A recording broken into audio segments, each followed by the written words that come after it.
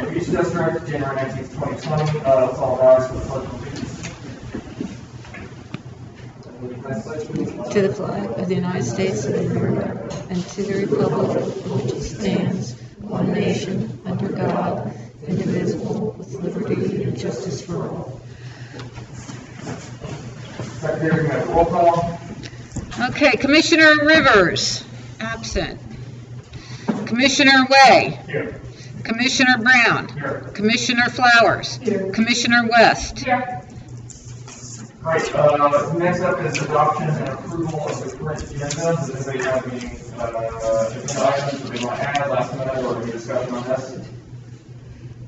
Hearing nothing, can I get a motion to approve?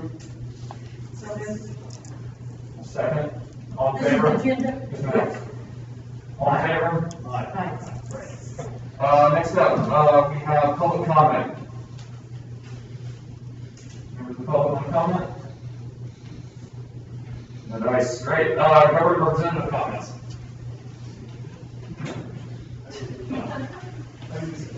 No?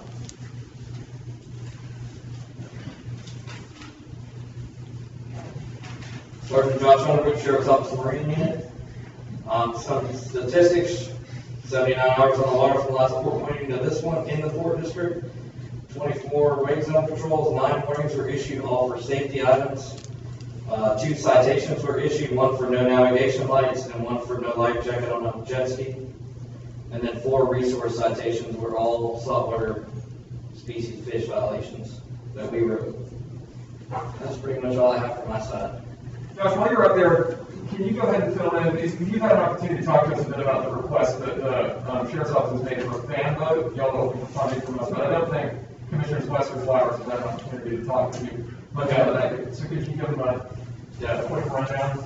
I don't know if you got a chance to review the packet that I sent, but basically the Sheriff's Office is just requesting, this request came back, I want to say 2006-7 maybe, can't remember. It was a time back that we brought it to the board for the match for calls for service in areas that boats couldn't reach, marshland, Tom's here. swamps, and they all had to deal with search and rescue calls. And at the time, the board didn't want to work with a matchup at that time. So we've had an uptick in calls again back in these areas. We've tried to use other county resources, being mosquito control. The airport has an airboat, and these resources haven't worked out for us to be able to utilize. So we've been using out-of-county resources, mainly Flagler County has an airboat. So we're back in the project again, looking for the port to match a purchase of an airboat with the Sheriff's Office. The boats you have now, as well as Pop Jerry's boat, those are displacement hulls, aren't they? Yes, ma'am. And just in case for the benefit of the commissioners, one reason I would vote for this would be because I have seen a few further south in 312. Some fellow took his boat up into the barn and had a duck pin. You remember that? Yes, ma'am. But you can't get to them. I mean, it's not just that. There's a lot of places, even Hospital Creek with Pop Jerry or even here displacement hall.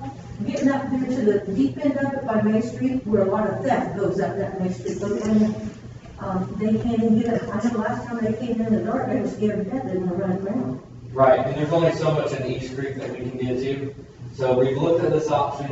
We actually went down and demoed the vendor Diamondback, and see what we looked at when we did the procurement process across the state to see who would put in to do it. Our maintenance contract currently is with Customs and Border Protection on US 1 to take care of all of our maintenance. Those are the boats that they recommend out of the other vendors because they last the longest. They're smaller, aren't they? They're not. Right, they're only 15 feet long. That's excellent. So they're not huge at all, and they can go over land, go over marshland. They can go over pretty much anything. So the match that we had looked at was the total cost is $73,933, and then I asked the port to match the $34,339.50, and then the Sheriff's Office was going to pay $39,594. So we're going to vote on that today? Can I make a motion that we vote on that today?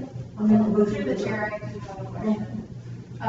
How much are we currently spending to use Flagler County's equipment? They don't charge us under the mutual aid agreement. So we've used flaggers.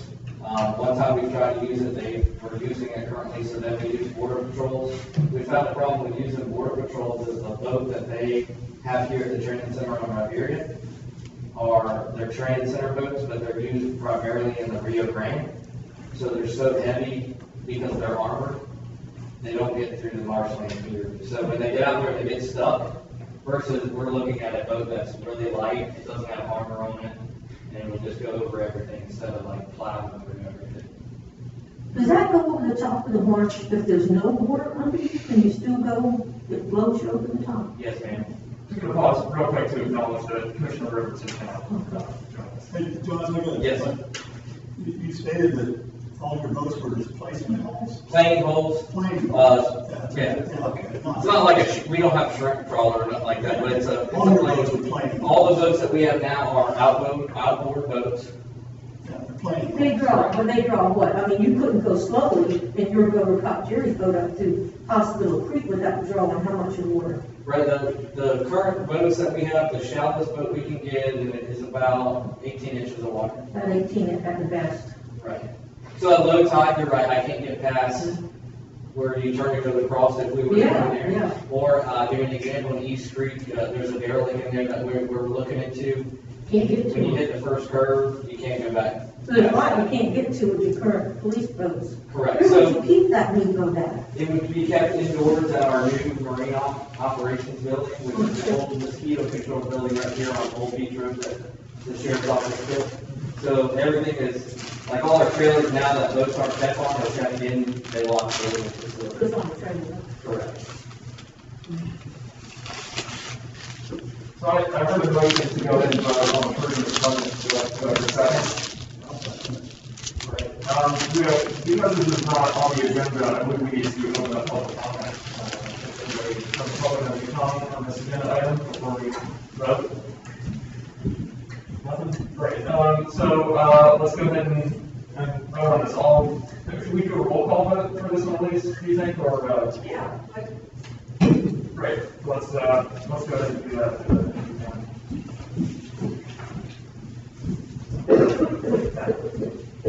Okay. Commissioner Brown, Aye, yes. Commissioner Rivers, What was the motion? So this is voting on approving $34,000 in sport money, about $34,000 you said, right, Josh? Correct, the boat match is 34,330. This is for the airboats? For the airboat, that's right. Yes. okay, Commissioner Way, Yes. Commissioner Flowers, Yes. Commissioner West, Yes. Right? Okay. I just want to thank the commission for supporting us on this mission. And that's all I have for the sheriff's office side. I do want to give you guys a heads up that I'm working with County GIS to have one of my guys assigned to supplement GIS in creating a program to identify, it's going to be a computer-based program where the port will have a login, and you'll be able to log in and see live where derelicts are that we tag, or nav instructions, or anything in the waterway, you guys will be able to see live just by that login. Great.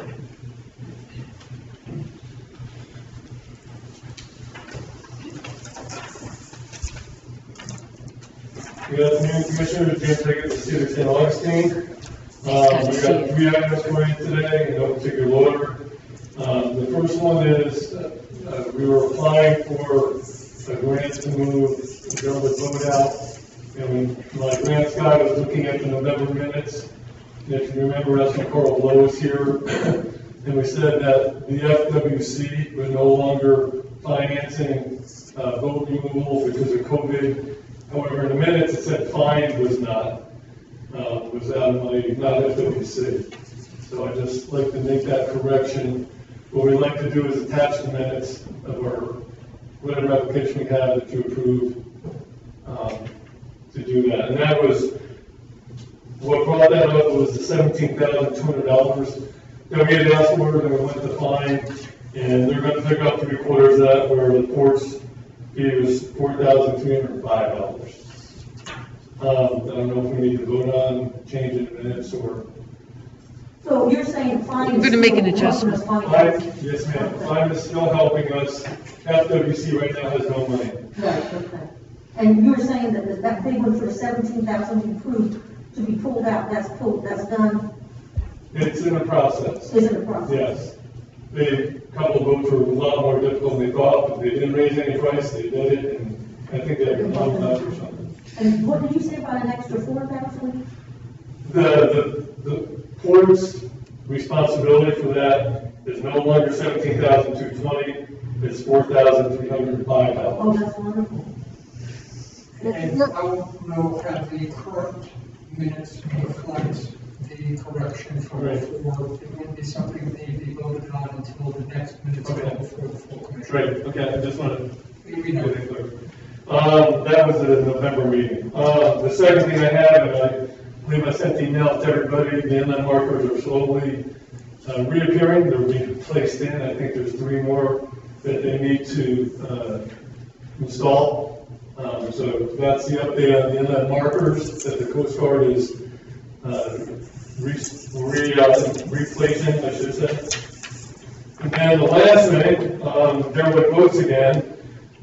We have 4 additional votes that need to be pulled. They're all outside the city limit, but inside the port district. With FWC no longer available for any funding. If you remember back in November, Carl said that the fine was going to increase their amount from 25,000 to 50,000. They did that at this last meeting in January, last weekend, I believe it was. So that's increased to 50,000. So the port's contribution for these 4 votes to remove would be $12,193.75. Fine would be $26,981.25. This would raise the total level for fine to $49,226.25, just under the $50,000 threshold. So, So they're taking the 26 and the 12, or we're doing the 12? you would be doing the 12. Okay. They would be doing the 26. And that's for four boats. Are they down in the land of Bohemia? They are down south of the 312 bridge. Okay. Something, or just wrapped or in the marsh or some of those? Half and half, I would say. I know there's some sunken with just some mass sticking up, and there's some in the marsh that we're trying to pull out. So the port's obligation to take 4 boats out would only be 12,000. That's our total on all 4 boats. For those 4 boats, yes, $12,193.75. Just curious, who's taking those That out? come out of our We have, yeah, that would be up to $25,000. Oh, yeah. I can't remember the name of the company, it's a new company. We like this company because they're more responsive. They'll get out there and remove the boats, probably within a month, where the other ones we had to wait 5, 6, 7 months, for reasons, excuses that the boat companies would always give us. Did you take them over to Sam's and cut them up, or do that? They would deliver them to to St. Augustine Marine, they haul them out, we bring them to our solid waste facility, we demolish them and haul them away. Okay. So, and for Commissioner West, this is what the city normally does, since it's outside the city limits. We act as the agency that would do the bidding for the company to move the boat. And so we're doing all the admin coordination. And the fine and the port, and it used to be FWC, they're one of the financiers to help keep the waterways open. Thanks for working on something outside your jurisdiction. So, Do you know, Mr. Piggott, where there goes the thought? It's gone, I'm sorry. I do that all the time. I had a thought, but not my head. I would like approval, if we can get approval for that, to work on these other 4 boats. Sure, I have a motion to approve that expenditure. I'll make a motion. All right, all in favor? Aye. Motion passed. And that's all I have, thank you.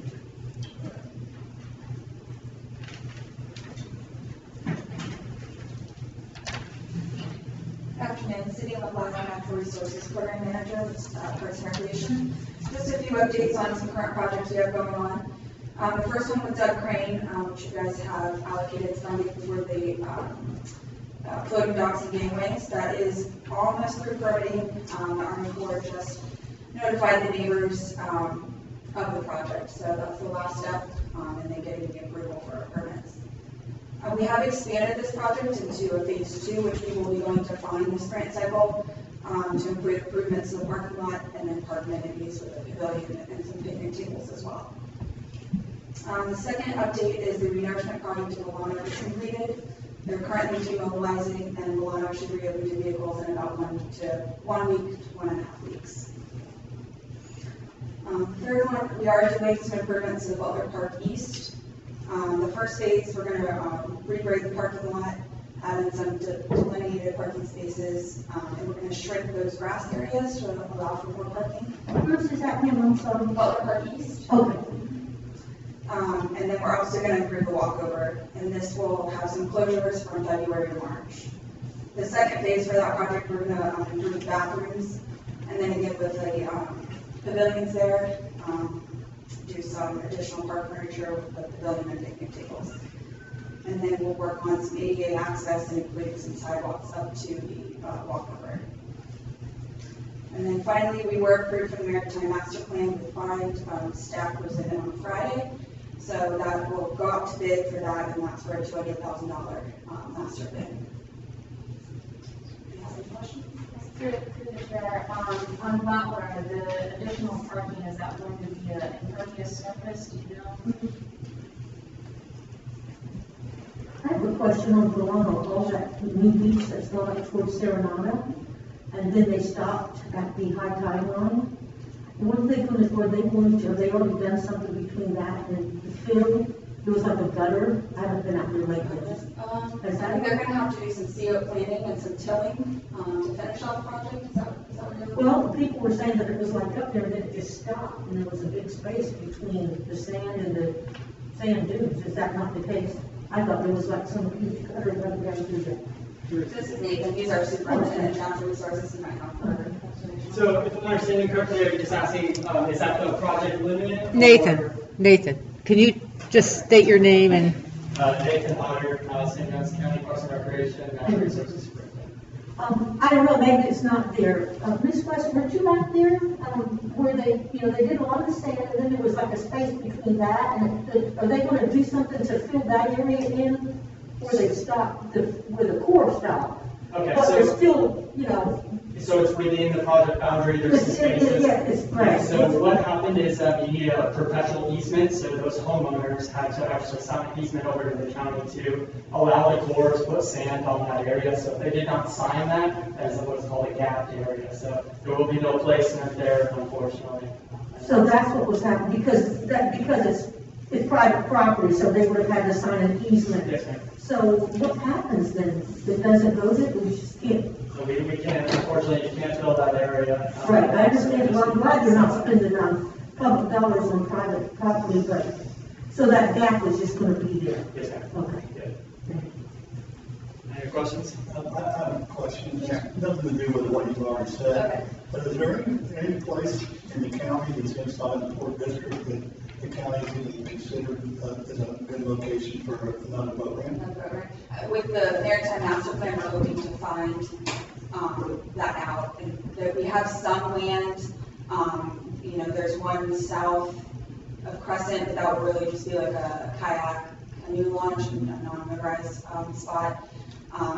There's we did a feasibility study. Another option would be underneath the 206 bridge. It is DOT property. But with this Maritime Master Plan, we're hoping to get, further research. 206, is that on the east or the west? It was on the east side, northeast side. When is the master plan going to be completed? We hope within a year. And it seems like the county doesn't have the money for boat ramps, though. So they were trying to raise it through fees and what, and then they canceled that. But we are, our charter says we should do boat ramps. So the fee went before the board and they voted to not charge fees at our boat Right, ramps. I'm aware of that. These parking locations. We were allocated some surplus funds, and with that amount of money, we are trying to, one, enhance the current properties that we have, and then looking at, through the Maritime Master Plan, if we do have some land that we can build a new facility, and then working with the board and fund, contingency as well. You think the county or even the port just throwing this out there, guys, could we do, really, I've seen some government organizations do a lot of great fast work with an advisory committee made up from, engineer and, because every one of these fixed bridges, because we're talking about, we need a big book landing to give some relief to these neighborhoods. And when I'm looking at our district, we don't want to disturb. Any place we could put it would be an awful disturbation, like when we put what we had to do to the marsh to make this thing. But underneath those fixed bridges, it's already hard property, it's already been messed up, it's torn down, and I would love to put one over every fixed bridge you have. Yes, ma'am. Again, Nathan Otter, St. Johns County. Today, our Board of County Commissioners meeting, they approved our land program. So that is our land acquisition program. So there'll be a community assigned for that moving forward. And obviously, points of interest for Parks and Recreation will be in the northeast corridor for beach access, and then also boat access. They approved the land? They did. Yes, ma'am. That's good. So hopefully, moving forward, we'll have some updates for you all on that as well. But yeah, that's how approved. So the county feels the pressure. One more question through the chair. Great presentation, thank you. On the parking lot for Butler, it could be considered, I don't know what stage you are in construction for that, but having a pervious surface for that parking. I believe East Landing has a pervious surface where all of their parking, and it's stormwater runoff right into the coastal and right to prevent that. Yes, ma'am, absolutely. So that's something we're looking at most of all of our improvements. This is obviously a small scale phase 1 improvement, but something that we have to then do stormwater retention, and we lose spaces and stuff like that. So our county engineer has kind of went away from that for the time being. When we do those large scale improvements, we do have a limited amount of parking already for off-beach sites. So then having to add into that stormwater retention would reduce those spaces as well, from my understanding. So that has been looked at, and will be getting looked at. Just because y'all are the county and you're here, can I ask you a question? Do you guys know, I left a message with Mr. Hamlin today, who is the coastal engineer, I guess? Yeah. Anyways, do y'all know what's happening at Summer Haven with the county for that? Do you have a general, Just in general, just what the general plan is? I do not know. Oh, you don't? Okay. It lies within our Public Works Division, which we're Parks and Recreation. Okay, so if we wanted to find out what their plans were down there and whatnot, we'd ask Public Works to the county. Yes, that's the information I have. But I can give you a follow-up on that if this requires. Would that be okay? For the board, would y'all like to, I would love a follow-up.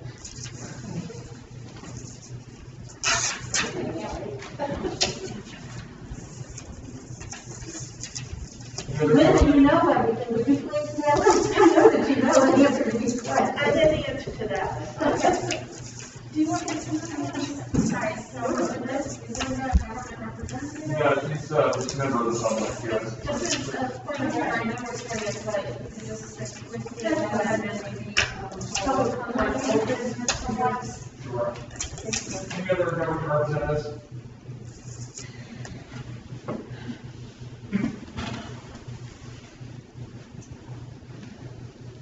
Hi, I'm Officer Joshua Lawrence with Florida Fish and Wildlife.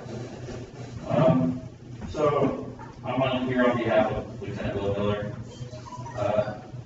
So we've been focusing on derelict vessels with the city, with the slower boating times. So we've recently been following up on the 5 removals that have been done. So we've been mailing the letters out to the people and actually meeting face to face with some of them, giving the repayment letters that they're supposed to do.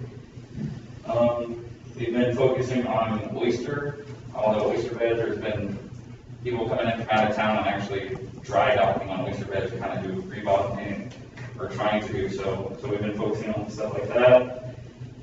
We made a couple oyster cases and stuff.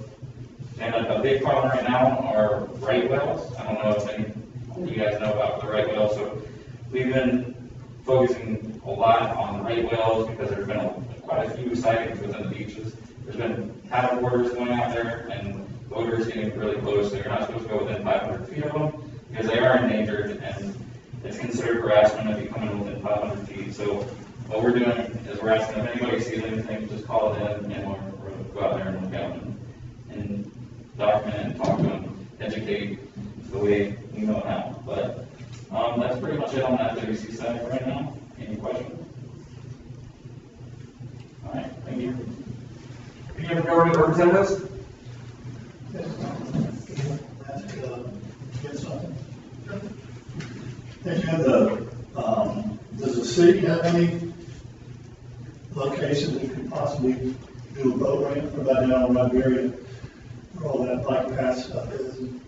Yeah, we've been thinking about that for several years, but we don't have a valid location. We were thinking about the Liberia Street and Hamlin Park, but the community does not want boats going up and down Liberia Street and going through the park. And that's about it. I mean, close access. So are they not gonna move forward with that Lincoln building? Liberia Street? Like kayak launch? Yeah, kayak. Oh, excuse me. You were talking about boat landing as opposed to kayak launch. Right. Never mind. I believe that brings us to the Secretary Treasurer's report. Okay.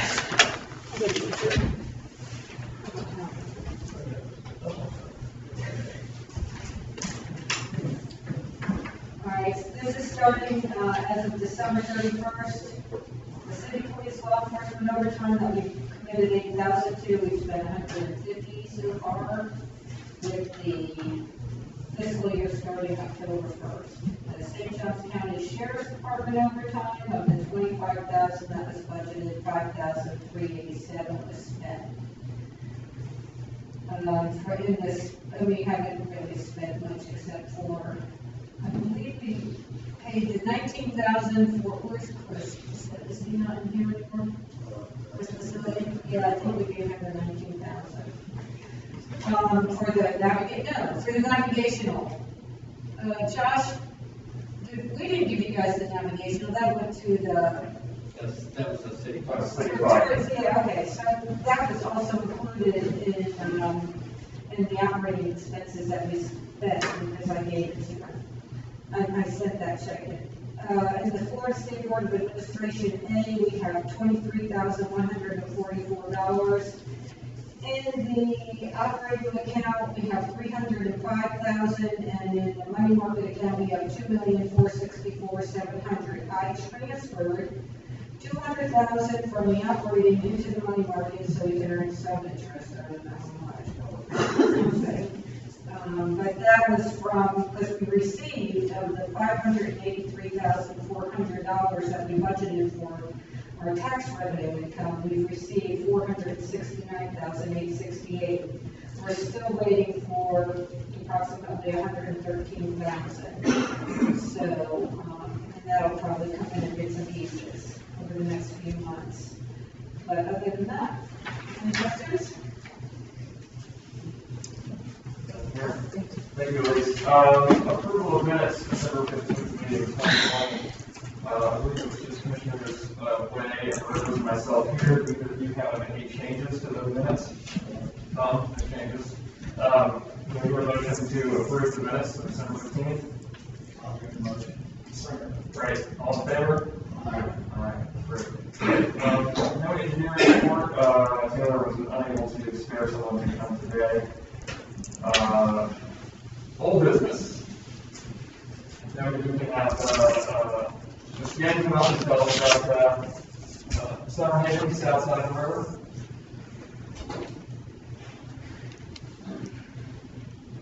We can't see. Linda Yen, 9051 G. Johnson Road, Friends of the Summer Haven River. To the best of my knowledge, and my colleague has spoken with the county, they are planning on using earth-moving equipment to remove the sand from the South River. Can you hear me? Yeah, I'm just, yeah. Okay. It's like, it does help. And to rebuild the berm at the south end. And it's my understanding that they are supposed to start within the next few weeks doing that. there's not gonna be any dredging, they feel like they can get it all with the earth moving equipment. So like bulldozers. And, they have a permit to do the overwash area for Hurricane Dorian. And they are expecting a permit to go all the way to the South Bridge. That's correct, right? The South Bridge. The South Bridge, where the river meets the intercoastal, Right. which would virtually open up the whole river. Wow, so they're, So we have our. I thought they were gonna start some time ago, is why I was getting. Well, confused. permits just take forever. Wait on the DEP and that stuff. Yeah, Army Corps and, yeah. Now, explain to me, the berm that's there, close to the bridge where y'all put all the, y'all did all the plantings. That's the Ports Project. So, right, and then there's another berm past that that you're talking about, That right is the there. one they're gonna be rebuilding. All right, That's so correct. they're gonna do that berm, and they're going to dig out from where our project led off, and that's gonna start in a couple of weeks. That's correct. Wow. To the best of my knowledge. Yeah. And so, we hope eventually to have, and that will be vegetated, and it will be sand fenced, and, so we're hoping that it'll be like contiguous. And your berm has held, Yeah, it's been great. and the plants are taken, it looks We like. need some, we could use some more plants, some more signage, and, yeah, and since we don't have a permit for sand fencing, but we're hoping, that is something we could work on too. I was gonna talk to Taylor if they were here today, but yeah, then it would be contiguous, and, yeah. So we hope.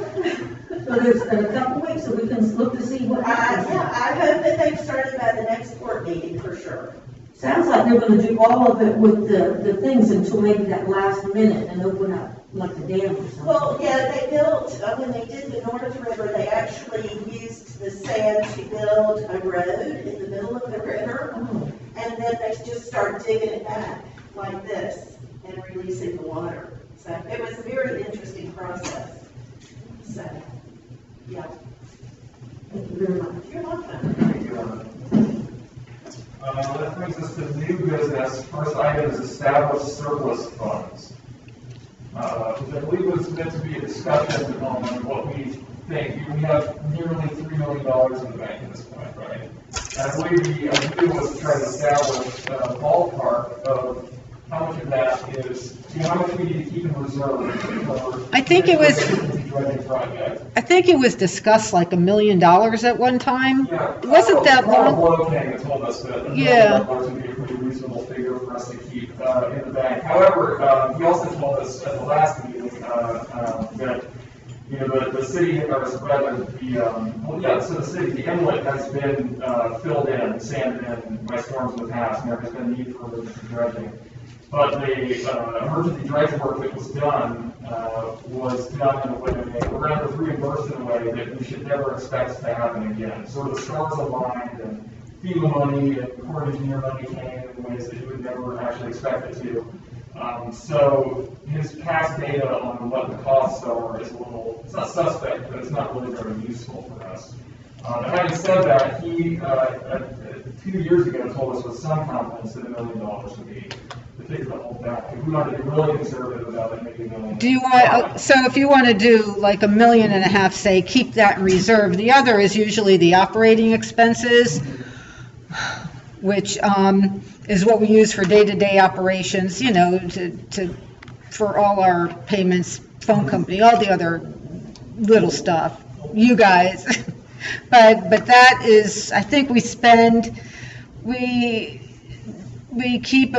need about $155,000 to $160,000 a year for those other operating expenses. And that doesn't include anything that might come up, during the year. So to keep whatever you guys want to put in there, I wouldn't want you guys to touch the operating account, but the money market, if you want to do $1.5 million, that's. Well, what I was thinking is that we've got, it seems like one of the biggest needs we have is more access to table boat rentals. And I don't know that we need to take any money out of there, but if we said we wanted to stick with $1 million in reserve for issues that arise with the inlet, then we could use the remaining funds, if a location comes up, or the county comes up with a place to do it, that we could, get involved in using that money to get that going. Because Our board itself could go to boat lands and go bring the county and the city in on it, but we don't have to wait to fulfill our charter. We just need to work along with the government. Could I say something about the money in the bank? If I remember when we first started talking about this, my point was, look, we got $1 million in the bank for emergencies, and then we started talking about what good does it do in emergencies. It does no, when we have basically an emergency for us is a hurricane. When that happens to this small town, and somebody else agreed at that point, we can't get anybody to come fix it. There's not going to be an emergency dredging of the inlet. That inlet will be dredged when the federal government comes about the dredging. There is no way, and this was discussed, we can't get, so we can hold emergency money all the time, not using it, let it sit there, and it won't do us a thing of good, because when we really need it, we don't have a dredge to come do the work. We are a small town, and we are always the last on the list. It's never emergency work for us. Well, if the city or the county comes to us and says, hey, they had a hurricane, they need something fixed, If it's in our district, that's true, but again, I just recall we were talking about it, that instead of now you guys are talking about increasing the money from holding back $1 million that we've never been, and we have called, we've had emergencies many times. Nobody comes to St. Augustine until Jacksonville is done, and we all know that because it's commercial port. So we can hold that $1 million, and even, I just don't see the point of adding another $500,000 to it, when it was previously discussed that doesn't do us any good when we need it, because we can't use the money to hire people. They will not be here. Well, to be clear, I don't think we're actually shifting any money right now, or making any formal decisions. This is just an opportunity to sort of discuss in broad terms what our financial picture is, and the types of things we could potentially use these excess funds for. And Matt, just for a record, for a note, it's taking years to build up that amount of money. Right, well, I have one other question. Years and years. In the past 5 years, what has been our average savings? How much are we putting away per year? Well, I'm trying, so what I try to do, because we used to only collect about $300,000 in tax revenue a year, which is a very small amount, so it was very difficult to save, but if there was ever any extra, there was a year where we didn't give the city or the county, we always usually spend $150,000, say, on dredging, or $100,000, some of those projects, and help the city or the county with boat lifts and boats and all that. But basically, we never were able to save that much because we were spending quite a bit of it helping out, because that's what we're there for. We are like, that's what we do. So so I've been trying to put, like, if we have a surplus of funds sitting in the operating account, I know that I don't see anything that's coming up that we're using it for, like they're not coming for asking us for a check for $150,000, or you guys didn't approve anything for $200,000 or something like that. I'll take that money and I'll move it to the reserve so I can get the interest. So it's taken me a number of years to get up there, but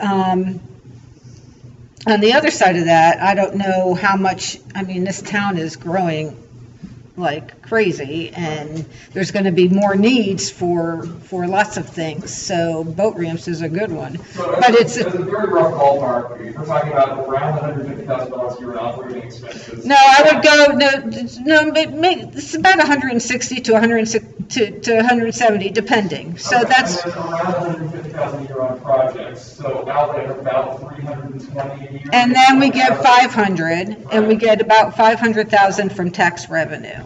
So that would, 200,000 probably, yeah, a year. Mm-hmm. If we just decide amongst ourselves without anything official, is if we're going to say we're going to just keep a minimum of 1.5, then, that leaves us close to $1 million, or that we could know that it's there if an opportunity to build a boat ramp comes up, that we can be the spearhead of it and not just.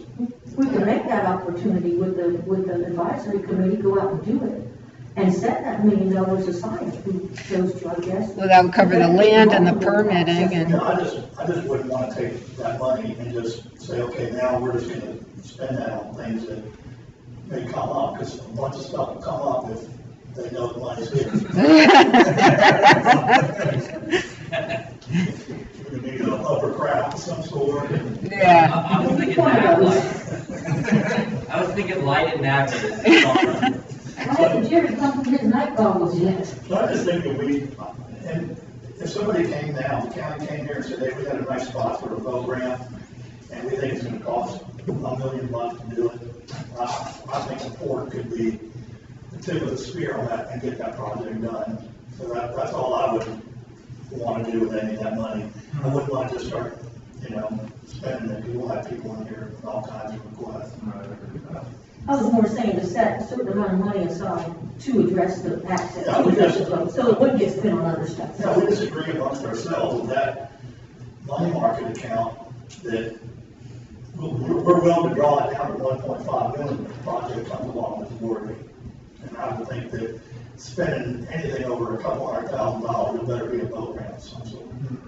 So, through the chair, Chris, instead of just doing it unofficially, because this can always be subject to transition, wouldn't it make sense perhaps to do a resolution and codifying the baseline at 1.5 and then priority funding for whatever is taken out to go towards infrastructure of boat ramps? We all agree that it's boat ramp access? Yes. So then we can, I don't see a problem with that, but that's up to you. Well, sure, Clay, is that something we need to actually formalize via a resolution? Can we just do it informally via voice vote right now? The resolution is pretty informal, it's not the adoption of anything other than. Okay, I was wondering if it's something that need to be read in the minutes or anything like that. I think that's a good idea, I don't have a problem with that. It's purely a question as to which level of formalization you want.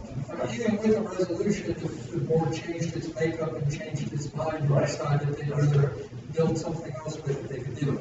Okay, so then in that case, do I have a motion that we informally resolve, or formally resolve even, to set as a baseline savings $1.5 million, and then all monies beyond that we have in savings should be prioritized for the establishment of a new boat ramp or new boat ramps within St. Johns County, or within the Port District. And I'm sure the county, knowing that, would be a little bit more proactive in trying to find a spot.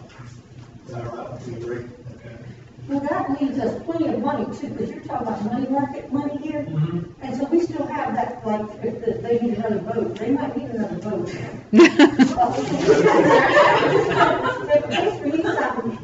like, the 200 is still sitting out there, right? We're talking about like a reserve fund that was advertised for years. So do I have a motion to, I'll make that motion. Right. I'll second.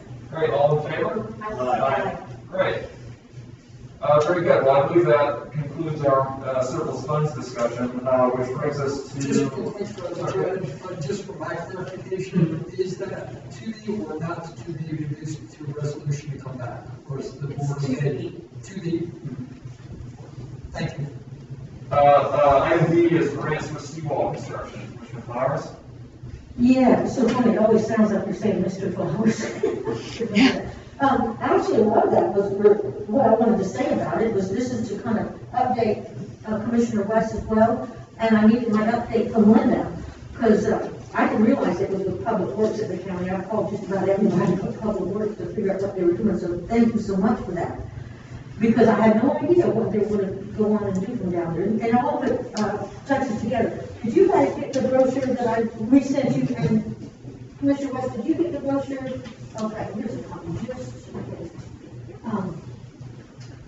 I just wanted to update you on, this is not just for seawalls, it's just a general talk. The reason I said seawall was this.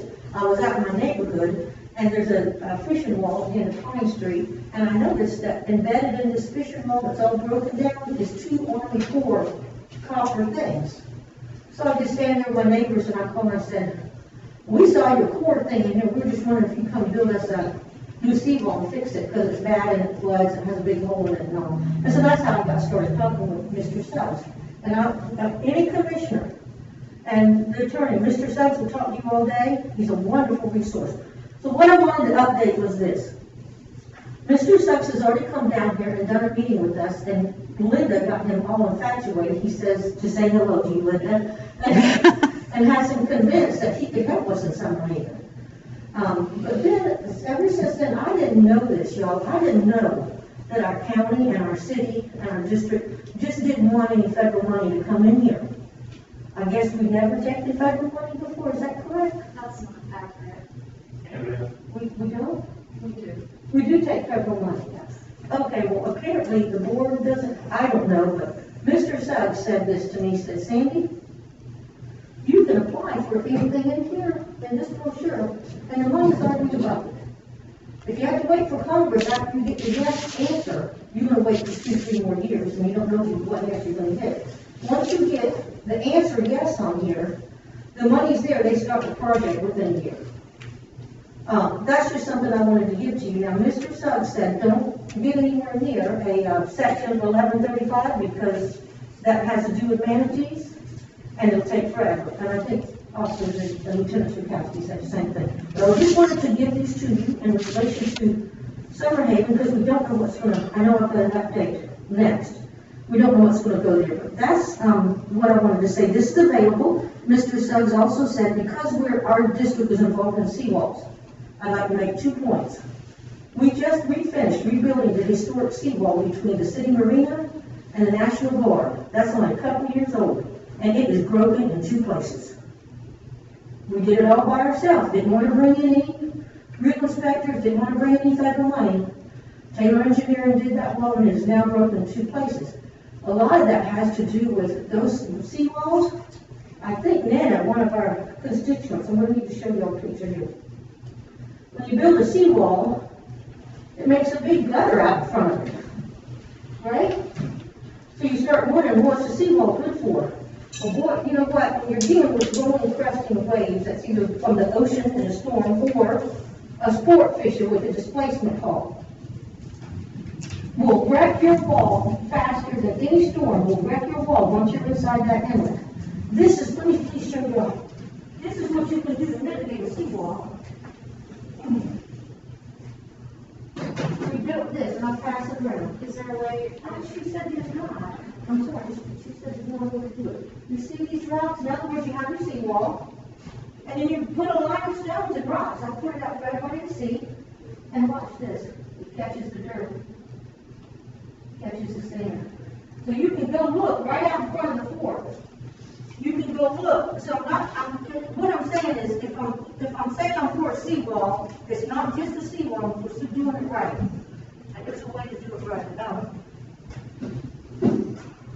We're talking about riprap. Yeah, riprap. Big rocks. You see how we did here? Mm-hmm. All of that on the inside. This was all eaten out.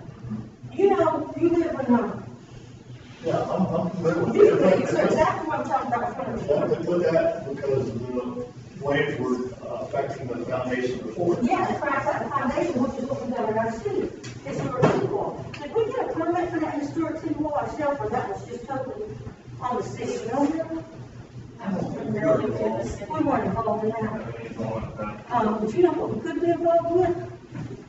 Talking about those rolling waves, the sport fishers come through there, see, we don't have a no-wake zone, except for right over the bridge. Before they get to the bridge, and after they get to the bridge, they torment that cash cow of a mooring field like you can't believe. But far beyond the torment to our cash paying customers, that rolling thing is the most unnatural. It doesn't exist inside. If we could no-wake that in front of that wall, it would save everybody's life.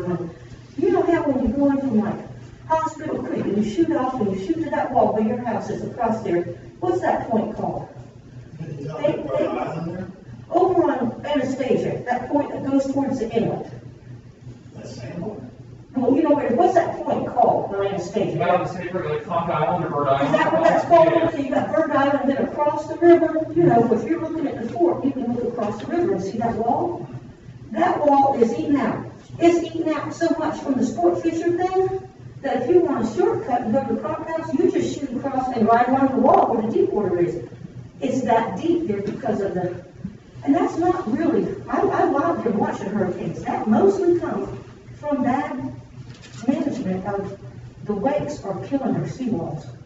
Just throwing that out there in the update. Let's see. Ooh, I'm sorry, is there a request here?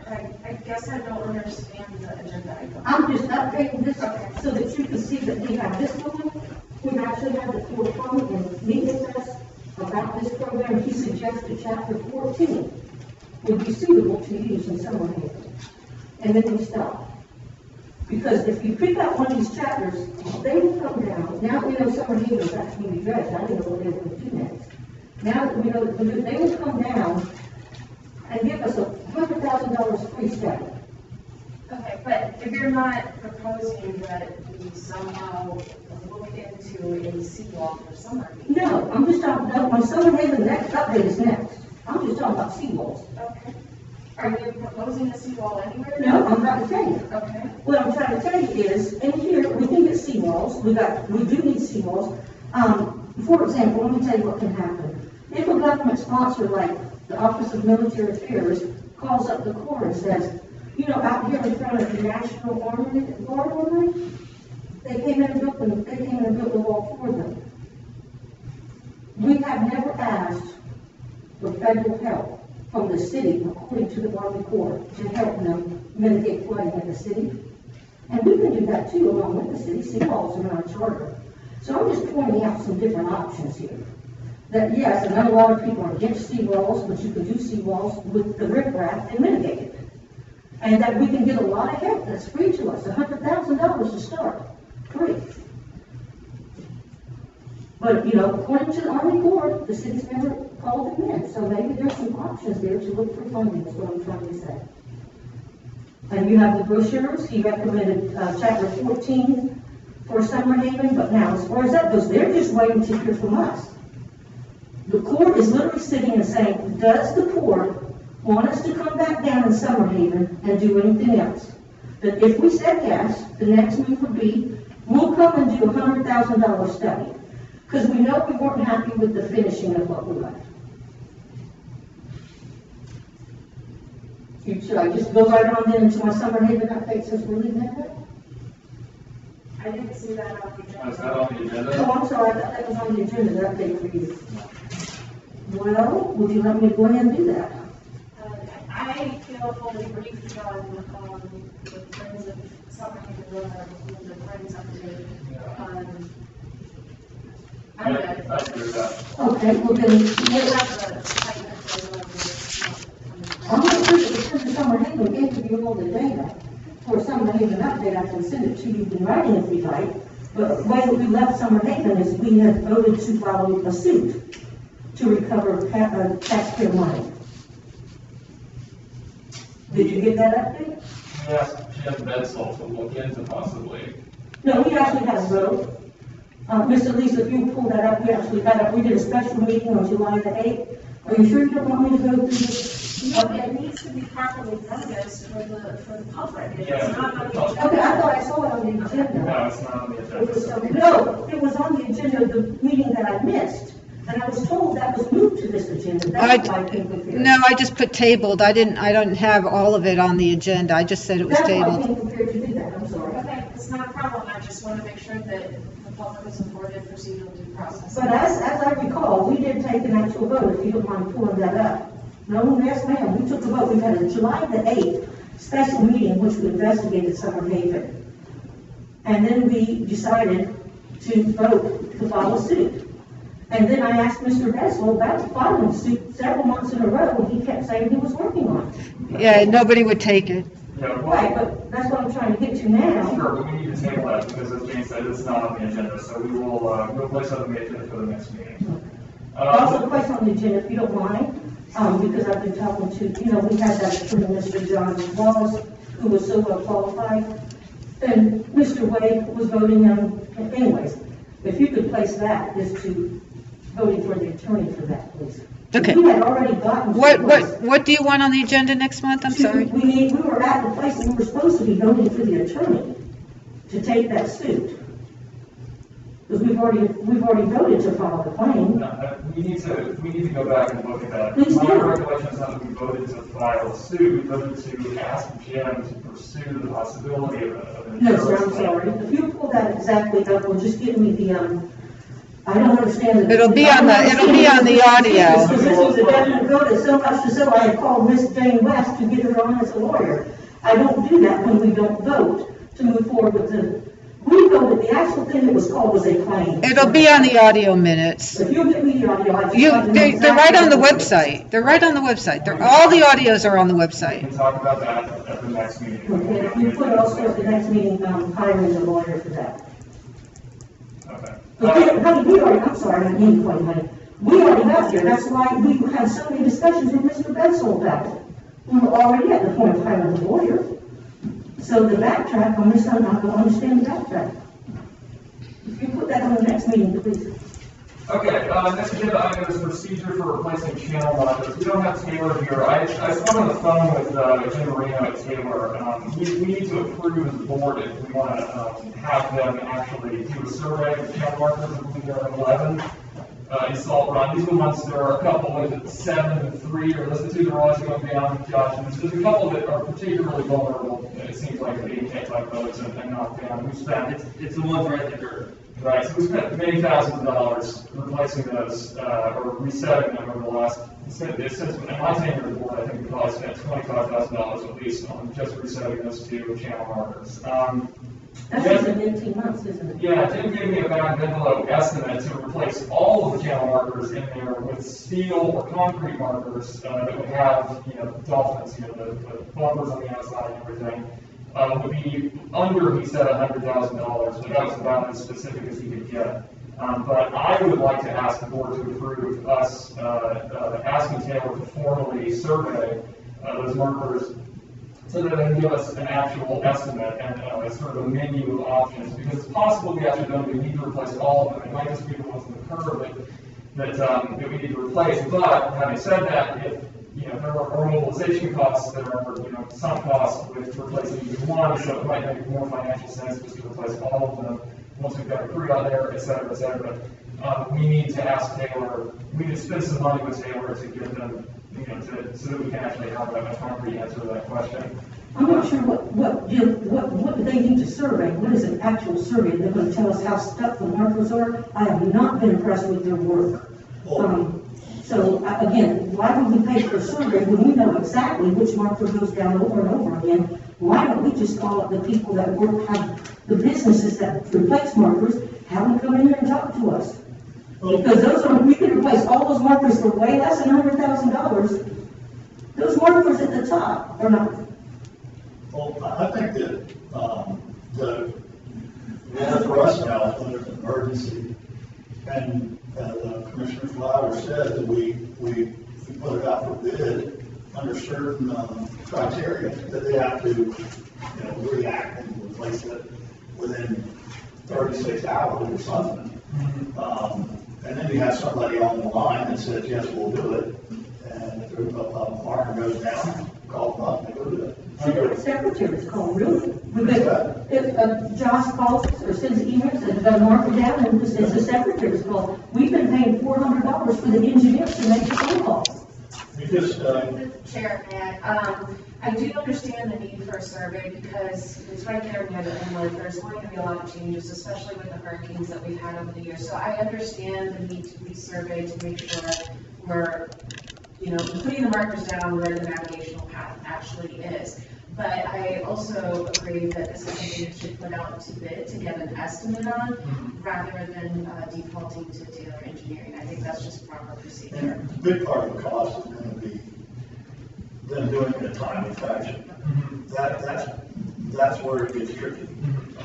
If a guy, say Joe Schmo is our guy, and his barge is at Crescent Beach or Palm Coast or wherever, it's the cost of mobilizing and moving that barge that would give them pause if they weren't, within striking distance. But, it wouldn't hurt to put it out to bid to, bring contractors in St. Johns County So just to clarify, this would be just sort of a continuing contract. For a year, this is for the 2021, if we call you, how much would you charge us to replace the pile? And I believe all those are 12 or 14 inch markers. Josh, that sound about right? Sounds about right. Yeah. Well, $10,000, 500 is way too much to replace a pile, that's a ripoff. But I will say one thing, if you leave it like that, if you leave it where somebody can drive out there and push the thing over, which is the way we have it now, we will continue to lose them. So I would, if we have to do the survey, I would definitely go for changing those markers to, maybe not all of them, but at least the curve, to something that's simply not push over. I can go out there, especially when you know that, you said it, Mr. Well, you jack those things, I go out there with my little fishing boat to pull it down, and if I happen to be the guy that's making the money off of it, why wouldn't I do that? Well, the big problem on knocking it down, whether it's wood, concrete, fiberglass, is the water depth. It's pretty deep in there. And when you hit a wood or steel pile, I'm making numbers up, but you hit the top of that pile, and there's 25, possible maybe 30 feet of pile there. You know, if somebody hits that thing hard at that leverage point, that thing will bend, whether it's steel, concrete.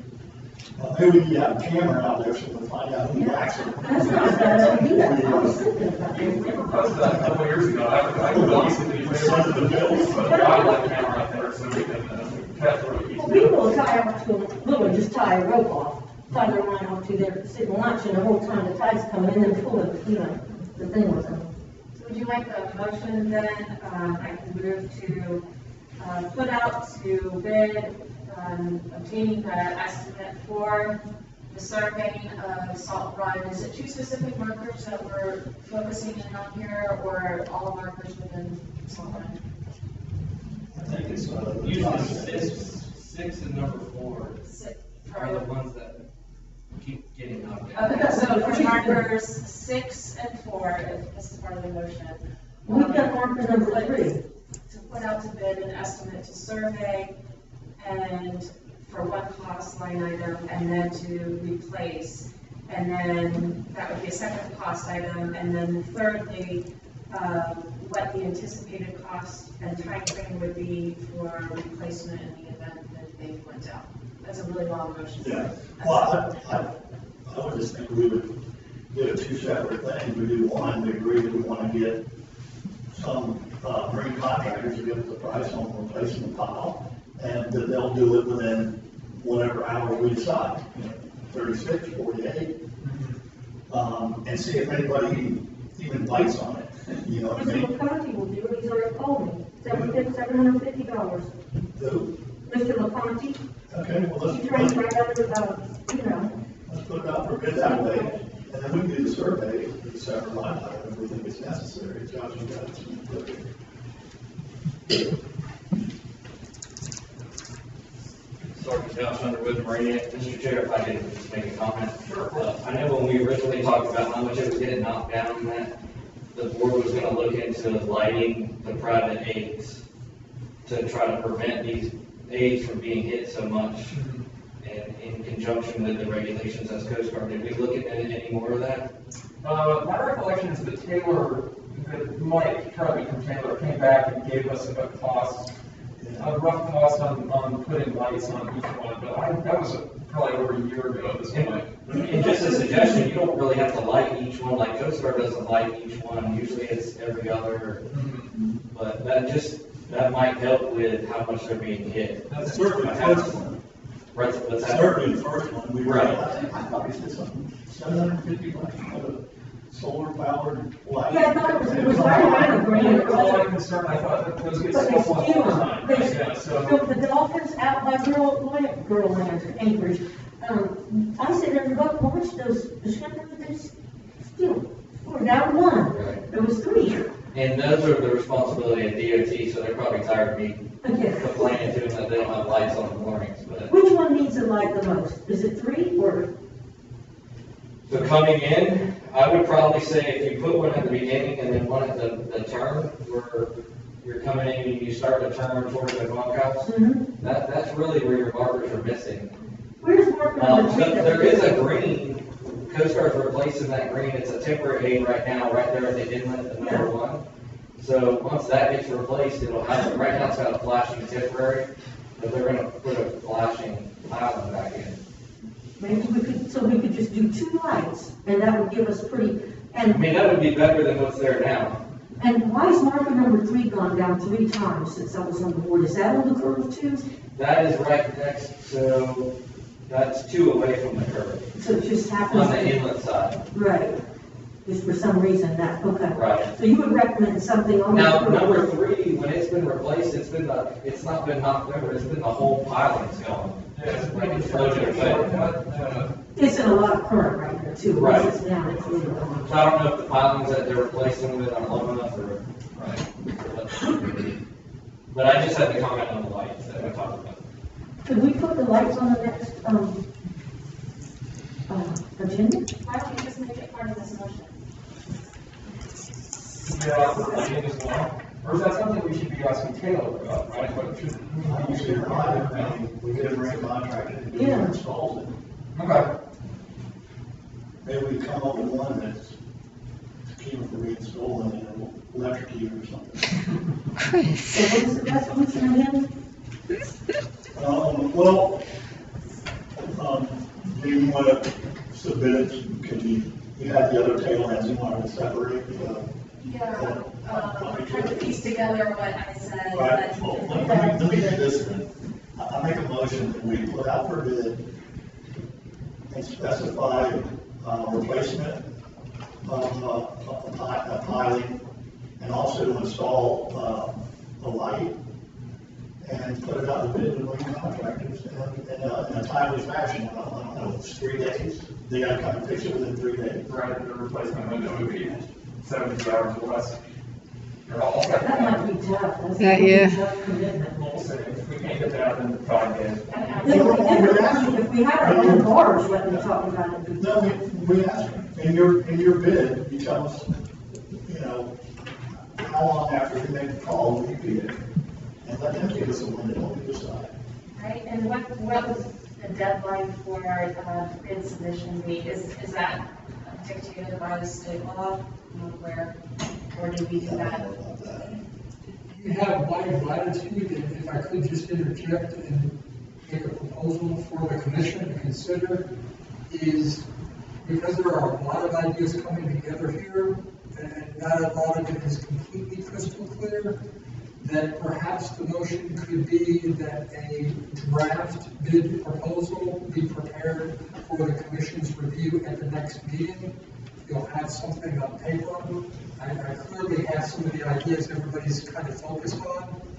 I can put it into concrete language where there are concrete ideas already. I can put blanks where there are some doubt and discussion, and maybe it can be refined at the next meeting that here's what we would like to go out with, and I can have it prepared with at least what I would suggest to be the criteria that any bidder be able to provide in conjunction with their bid, for, of course, the commission's review and consideration of whether that's a good criteria, bad criteria, or along those lines. Why don't we just give you the bullet points and then you draft something based on That's a very much more succinct way of saying what I was proposing. Yes, sir. that? I'll charge by the hour. Well, then let's, the commissioner, I'll put in my 2 cents that there will replace a down tile with at least a 14-inch diameter tile. But they're going to charge us to do it. And what is the window that they can operate in? How quickly can they do it? And then also to install some sort of a solar powered light. I think they would research that a little bit. I'll look and I'll go online and look around a little bit and try that on for size. And then we submit it to, I mean, I don't know why we couldn't just send a request to all the marine contractors in St. Johns County. If we start dealing with Jacksonville, and it's not going to happen in a timely manner. So we can county right like that, or we have to do an RFP, we have to do an RFP, so we have to have an open bidding process, right? Depends upon the ultimate scope of it, but yes. But when they submit their bids back to us, if we find that they're just geographically too far, we can take that into consideration and approve their design. Well, I think they'll take it into consideration more than we will. Well, I think you're both correct. Yes, if they're many, many miles away, it would not be cost effective for them. But an additional criteria that can be put into the requests for the proposals and bids is the court will look at the geographic proximity of the contractor and the contractor's representations as to their timeliness of response as one of the criteria that will be weighed in evaluating any and all submissions. And there's one of them that really important, is that the pile has to be driven to refusal and not jetted in. You'll find somebody who will build a dock for you for 50 grand, and then somebody else bids 125, and it's all using the same lumber. I had one client that built a dock down at Crescent Beach, and he went with a marine contractor that was like $60,000 cheaper, using the same material. So he went with the cheaper one, and 2 years later, the whole dock fell down because they jetted the bottom of it. It's like taking a garden hose. You know, to drive through the grass when you were a kid, until you couldn't pull it out.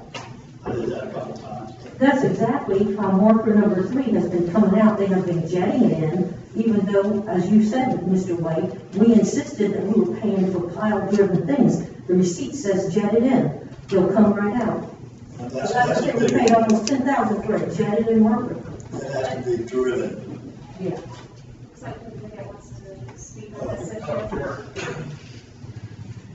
Jim Piggott, Citizen Augustine. Just to clarify, we're going around like RF, the request for bids and so on and so forth, but you're talking about criteria, so that'd be an RFQ, request for criteria. Normally one up to 5 criteria to be evaluated when you get the RFQs in.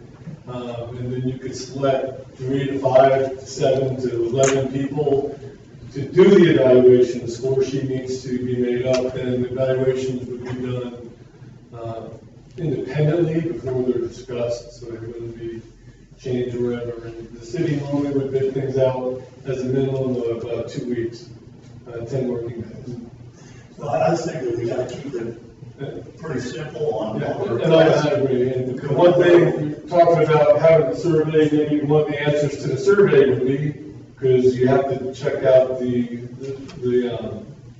gravity of the water, if you will. What's the appropriate depth to pile drive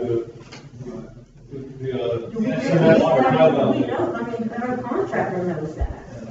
No, it has to be by a certified engineer to do that. Well, I know everybody, well, let's have somebody else. I'm just gonna. I just need to know what the criteria are. There's something else to consider too, that Jim reminded me of it, is this thing has to be a relatively simple document for a marine contractor to look at and decide if he wants to mess with it or not. Because if you send him some 15-page document, he's going to throw it in the trash can. I had one time I had the city of San Francisco wanted me to build a lift in San Francisco Bay, so their seismic monitor people, if there was something coming, they could get in their boat and get out of there. So I went back and forth with them on the design and everything was looking really good. And then I got a FedEx package with a notebook this thick that I had to fill out and discuss. I mean, talking about what my lift would handle with a 7.2 Richter earthquake and all that stuff. I put it back in the box and sent it back to them, and I said, I'm not interested in this project. I'll build it a lift. You figure the rest of it out. So most of the marine contractors will be the same way. We make it complicated, there's nobody going to bid on it, I can tell you that. So I think we just use those bullet points. Then if we do the survey, and the survey will know how deep the water is, what size pile it's probably going to take. Josh, do you know how deep it is right there at low tide on that curve? It depends. On the tide? Well, it depends on where we at, like if it's been dredged recently or. I mean, it's 20 feet. It depends, like so at high tide, it's right around 32 there. 32. We got to take a pretty big pile too, so. Right, so it really depends on like how far we are past the last dredge too, because. You know, we may want to ask them too, that do they have the ability to store a bottom in the event that we need a 40-foot file, and we can't get those easily, then we might be also waiting on a bottom. That, you know, we buy a bottom and stick it in your yard. This one, well, that's not complicated. The survey not only figures out the navigational depth and the location of the marker, but it also would evaluate, I would assume, the sediment grade, so you know what you're actually piling it into, because that has obviously changed with the dredging of the inlet. Yeah, it's that's kind of a shaky ground. You know, my structural engineer that does my list, he doesn't address how those piles have to be driven and where, because it's different in every location, and I want to dump it off on a geotechnical engineer. Okay. But if we have local contractors and he knows the water depth, he's going to know pretty much what he's got to do to get it to refusal, which means getting it through the muck into the hard pan. I mean, that's. We already have the navigation, we actually have that, the GPS points for each one of those markers. Well, I mean, all it would take We really. know exactly where they're supposed to be. I go out my boat at low tide, so. I'm just saying, I don't know what a survey runs, but we know the navigation of that's supposed to be, we know what the aggregate is on, we know all that. We actually even know how deep that marker needs to be in, or the contractor certainly does. So, I think the first thing to do is just put it out for bid, to see if there's even a marine contractor even remotely interested in signing up or something like that. Because time in it to them is everything. so do we have all the information that you need in order to draft an RFQ? Thank you, John. And do we need a motion to instruct you, or is that something that we would take up the next week? Well, I've got where I can prepare a proposal, whether it be bid or RFQ, I will get it in the correct format. My only real question at this point is whether or not you want to do this in two steps with bids for the survey as a concrete step one, followed by requesting bids to deal with what the survey shows, or whether you want to try to do that all in one. Because I'm not a marine contractor, but I could envision if you're going to ask me to tell you how much it's going to cost to replace pilings, if I've not been out there and I don't have a survey to look at, I might not be able to put concrete numbers together. Well, I think by just having the bullet points and putting it out to marine contractors in the county and see who's interested, then we could have them come in here and talk to us. I don't know that we need a survey, not at this point. I think we need to find out if there's anybody interested in fixing those markers in a timely fashion if necessary. Well, do call Mr. LeConte, because he's right there in Salt Run. He's worked under Chip Delton for years and years. He works a lot for his two boys now. And boy, I was saying, we got to have somebody, because you know all these little fly-by-night companies don't have that. They'll just, I've seen them do it, oh, the money. And he said, no, I do it like Chip used to do it, and I jet them in, but then I come back and then I dry them. And I can't take Chip's poles out. They're done. That process, I have a concrete run like that that broke in the hurricane. We can't even, I had no company that able to get it out. It was done so well. So that. I think that's what we do first. And let's see if there's marine contractors even in the game, otherwise the survey not going to mean much to us anyway. We can't get somebody to sign up. If I might perhaps then suggest perhaps the motion could be for me to put something together for the commission's review at the next meeting to be the quote unquote skeleton to put your details onto to then go from there. Okay, so good. Second. All in favor? Aye. Yeah, this is great. Next discussion item is D, discussion regarding digitized court records. Yes. I was just thinking maybe we should do that because it's costing us a fortune. With all due respect to Mr. Slavin, we have to Slavin-proof our records request. It's costing us so much. We're paying, I think he probably went about $10,000. What? last year and trying to fulfill records requests? No. I thought we had a lot of lawyers. He was- Well, we did. We had, yes, from between the lawyers and, yeah. It was over 4 last time I looked. To digitize, and actually I was talking to Mr. Bedsall about that too, and he went through 4 different people and a historian to come. And say, what now? He spoke to people to, asked if they would do it, like from Flagler College and a historian, a local historian and all this to come in and digitize our records, and nobody wants to do it. And the thing with our records is, we are not required, because I've been to the records retention meetings, and we are not required to hold as many records as we're holding. I'm holding from 1937, pretty much, records. And the only reason I like the 1937 when they first started the port is because it's so historic and interesting. But as far as 20 years ago, we don't need, none of those invoices, none of that needs to be saved. Turn that over to the state archives, then if they don't want it, they can do it. I could call them, yeah, and because they're the ones who send, because the records retention in the state of Tallahassee every year sends me a notice saying, what did you destroy this year? And I always put 0, 0, 0, 0. If we digitize just the records that we're required to have, and we can keep all this, but our Well, the ones that we're required to have, like... Could we digitize, just scan everything in? And, the AG has all of your opinions on it. We could even put it on our website and say. Oh, yeah. But we have to... That's another thing we're going to need to bid out, right?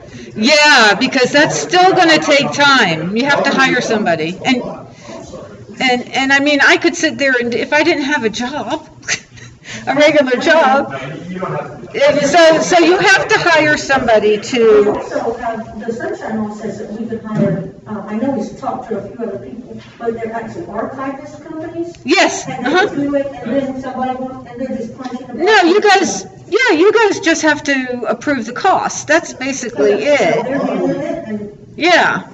Why don't we consider looking at digitizing our records going forward and get that established, and then decide if we want to go backwards? That would be fine. It's just the ones required. Well, we could, we could go back.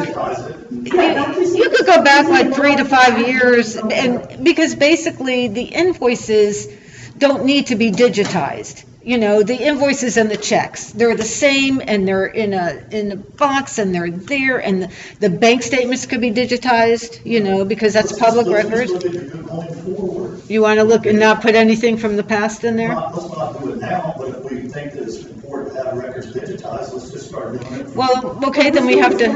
For the last 3 years, supplying those to anybody that asks for them, and right now we don't because we're just combobulated. It costs us so much just to fulfill a simple public records request. The same applies. We just find somebody that will do it going forward, and once we've established a relationship with them, we can say, do you have the time to do 2020? Yes, or 2019 and go back. But if we want to digitize the records, let's move forward and just start doing it. Well, if we don't do it ourselves in-house, then it has to be an archival company. It can't just be. Oh, no, of course not. No. And you can't get a Flagler College student. No, but we were going to do that if somebody was there with the person, which means it's. We have to do it in-house, I would think, because once we get it started. Well, Clay has a point he'd like to make. Yeah, I'd like to give a little bit of information for all the commissioners to consider on this point. So far, the voiced reason is to quote unquote slave-proof the records. Just by way of background, Mr. Slavin makes hundreds of records requests throughout the entire state. He was frustrated with one of the responses I gave him to one of his recent records requests, wherein I asserted the court's legal right to require a prepayment of the reasonable cost of producing the records. Because of his frustration, he found out my wife is an assistant city attorney for the city of Port Orange in Volusia County. He began calling her on her personal phone, texting her on her phone. She blocked it upon my recommendation. He then filed a records request with the city of Port Orange. They responded by assembling whatever records they could and dealing with this. There's no way to slave and proof your system by digitizing or not digitizing. His requests are apparently, from my perspective, not of a legitimate nature. They are designed to harass. He will harass whether they are digitized or whether they are paper. If there is a different consideration as to why you want to digitize the records, I would focus on that.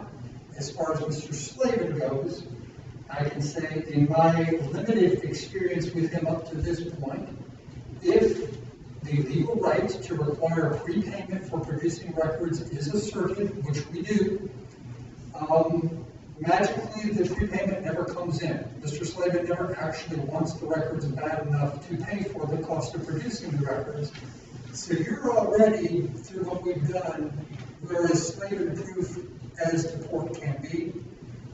So if there is a different consideration or a different Yeah, it's still a good idea to put some of these. Sir, our records, like if he called for a contract, we have to go looking for him. I just think if there's so little that the law requires that we keep, we could just get that together. And if it's something outside the required, it's just push the button, it's not on file. We don't have to go produce it or. Well, to Chris's point, you're absolutely right. There are two digitization projects here. And one is starting today, every record that comes through the border is scanned and uploaded to the website. Maybe that's something that we could that's something we could pay an intern to do, or at least we could talk to you about what. Well, that would have to be through the company, and that would be through Mr. Jones, and he would.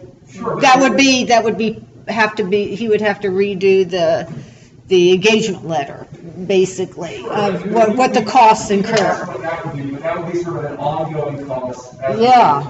There's a second issue, which is going back and digitizing old records. That's something that you're not going to do, and your company's not going to do. That's an archivist would be. Yeah, they would need to do that because it would be very time consuming. So there are two different sets of digitization that we can talk about pursuing going forward. I am absolutely in agreement with Chris that no matter what, we should, and at least maybe you can go to Jones Day and ask them for a rough estimate of what that would cost going forward. I would imagine it's not going to be ruinously expensive, just a matter of keeping track of what, records as they come in and scanning them.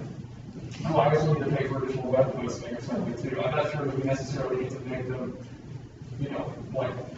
I mean, I can ask the web people if they want to put it on there, but it's when they're digitized, what we're going to have to do is make sure it's organized to okay, so here are the grant requests. Sure. And would be digitized, or the interlocal agreements digitized, or any kind of but not every single invoice that has, because those are easy. Those are just, you could pull those or by check order. Digitize these two. Well, they're already on, the agenda's already on there. That's what we're saying, right? Everything just goes into a That's the whole package. deal.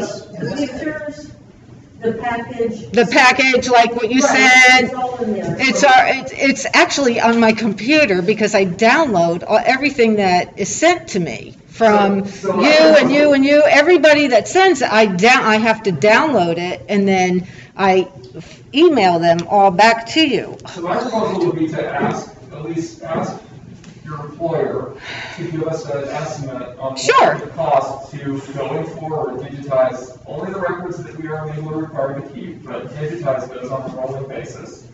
We can see, to Clay's point though, going back and digitizing the last 3 or 5 years or whatever we need to keep, I'm less concerned about that.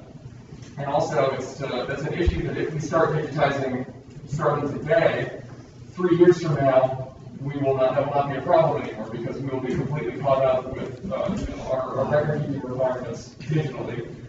So we can continue to talk about And that. those have to be where everybody can get a hold of them. So we have 2 places. We could put it, I could talk to Avid Design and find out what it would cost to put it on the website, which, yeah. None of these are private records, so they. The only thing it's she- a public Dropbox. the only- It just she- needs to be accessible. Right, she charges me for, extra for, or you guys, or the port, for the audio. Because we have to do a special thing. When I get back to the office tomorrow, I'm gonna do something with the audio, and then I forward it to her. It has to go through it's like through a Dropbox. And then she takes it, and she puts it on, it has to go through YouTube. So she puts it on YouTube and puts it on the website. How much extra do we pay? $100. Okay, because in addition to the 3,500 we paid her to set it up.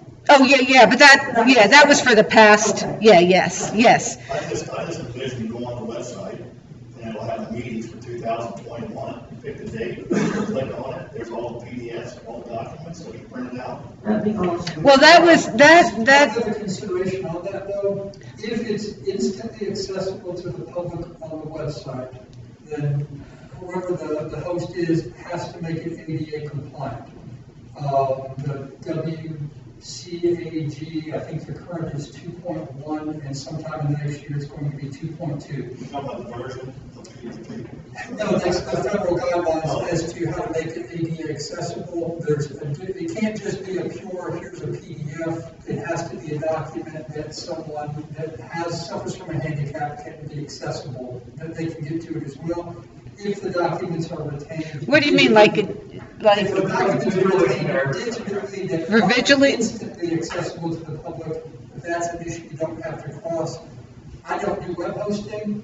They may tell you there's no significant difference between those two, but before you cross the bridge of saying we're going to put every single document instantly accessible to the public, that is a question that should be asked. And not to be mean to anyone, but Ed Slavin has bark but no bite. The ADA does have bite, and going forward, I'd be more concerned about potentially having a document that someone would find to not be ADA accessible on the website, and having liability there than I would for something from Ed Slavin. So I've been on the county website and fill out all kinds of documents and forms and stuff. Right, the city I know hosts a ton of public records as well that are instantly available through the city's site. I would guess that that's something that can be taken care of relatively. It's a good consideration, though, thank you for raising it. So, at least if everyone here agrees, can we have at least ask Jill today what it would look like to digitize records on a rolling basis going forward? And then we can think about archival records, but I'm not sure that, I personally don't feel there's a great deal of urgency there. I feel very on to that. I think it's a great idea. Number one, it would solve two problems. It would solve a problem when people want to do records inspection, which is different than records request. It would also, if you want the records, they can still request them, but they're there for them to see. I just think it's fabulous. It should save us a lot of money. I don't think we need to vote on that, right? I don't think so. So at least if you report back to us next time. how much will it cost extra a month? Right. And you're talking about putting it on the website? Yeah, digitizing and putting it on the website. So I have to check actually two places, so between my office Right. and at the Avid Design. Great, thank you. Next item is 2020 National Conference in Beach Preservation.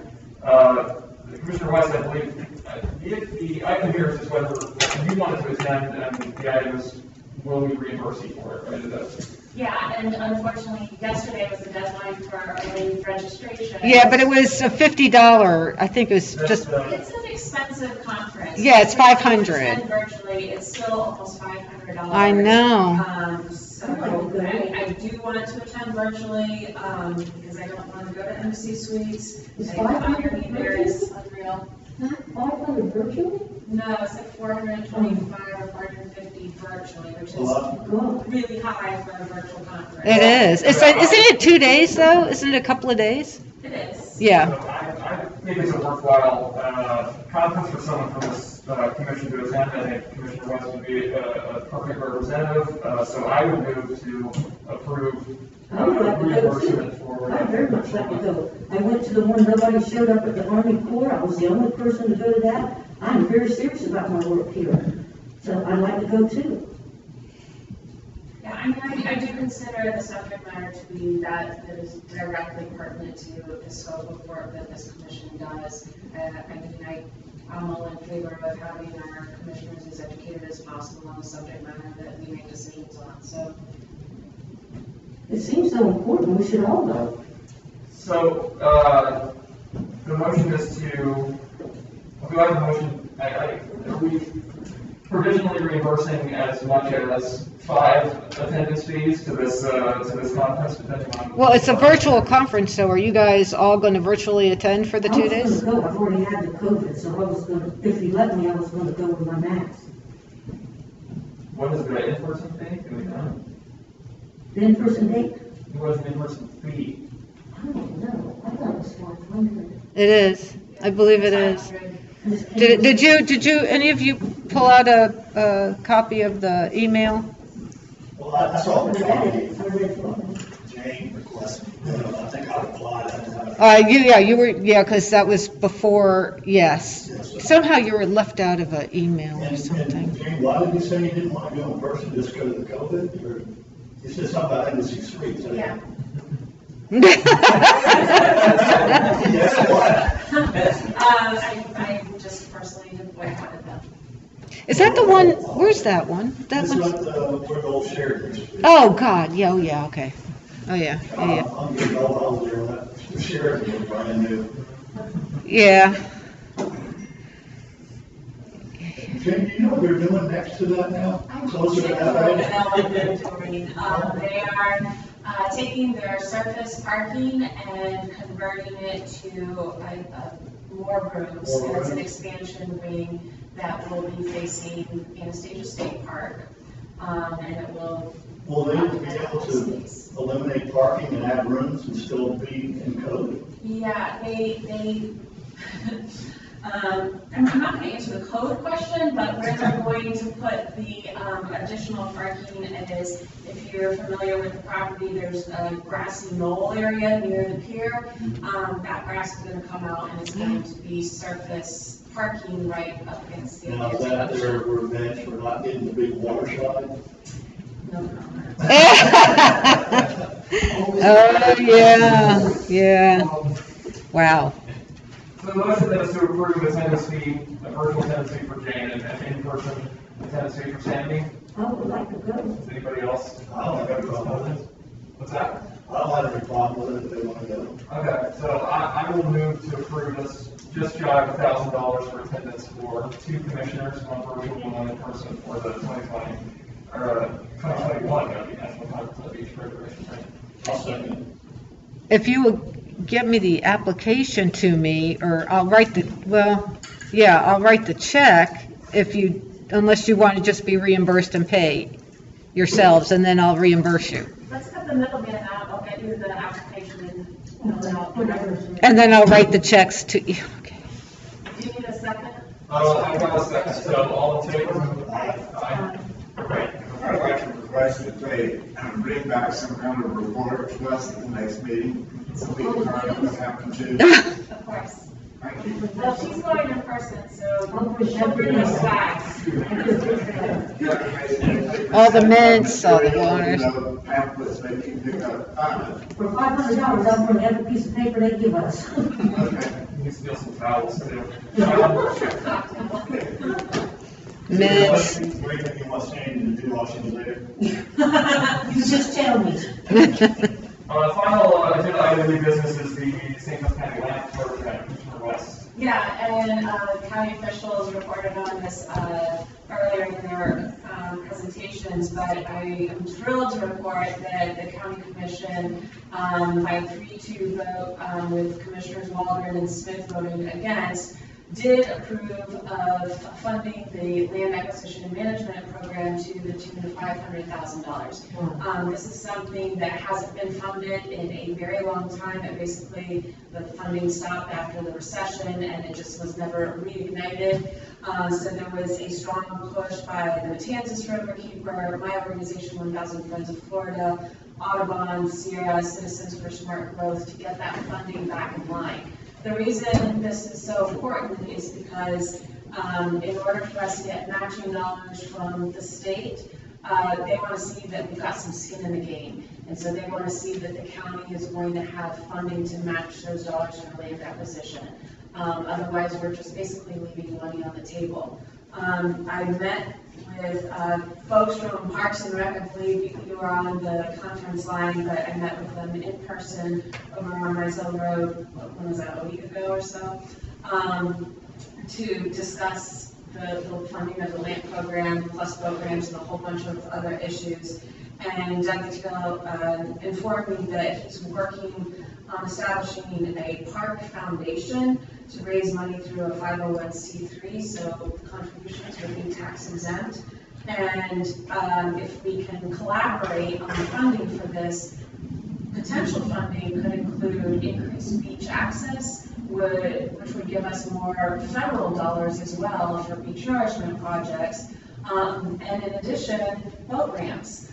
So we're opening up additional revenue streams for multiple projects that would benefit the commission and our water users. So I'm pretty excited about it. I thought it was a great vote. The county commissioners definitely, well, the three that voted in favor, Henry Dean, Jeremiah Walker, and Christian Whitehurst, definitely heard their constituents cry for funding land. So that was an awesome vote.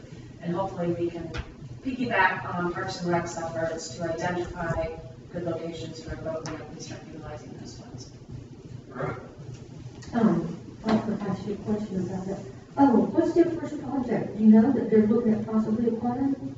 So they have established, by way of the motion today, a advisory panel to inform them on which should be the prioritization of projects. So this is hopefully maybe one of us can sit on that advisory board, so we can have some input from a waterways perspective. That's wonderful. Yeah, it's great news. And that 500,000 is just the matching money part, so there's other things might come in to match money to, that's just our matching for it. Correct, and oftentimes the state will match funds at even a greater degree, so that $500,000 could be easily doubled. So it's a good opportunity. And I think if we were going to contribute to funding projects, we can also use part of these LAMP funds and maximize our dollar with matching state county funds. So it's a good thing. That was great work. That brings us to another round of public comments. Any public comment? No comments by commissioners? Commissioner Rivers? Commissioner White? No. Flowers? I just have one, and that is we never got to do a vote on the kayak ramp. It was gavelled out, but it was approved to have a vote. So could we please just put it on the next agenda for a vote on the Main Street kayak ramp fund? It came up for a vote, we were gavelled out of the vote, so we never got it. Commissioner West? No. I'm sorry, but it was approved. Could you help us out there, Attorney? We had something come before the board. It was approved on the agenda. It came up for the board for a vote. It was on the agenda. The agenda was approved, and the vote was never allowed to be taken. Again, it's on the agenda. It was approved on the agenda. Records say what the records say, as I understand it. Okay. Your office and the commissioner, you've asked that it be put on the next agenda to be discussed. Right, because I was promised a vote, and the people never got their vote. Okay, we'll be on next agenda. Okay. Good, no comments here. That's being done. Our next meeting will be February 16th.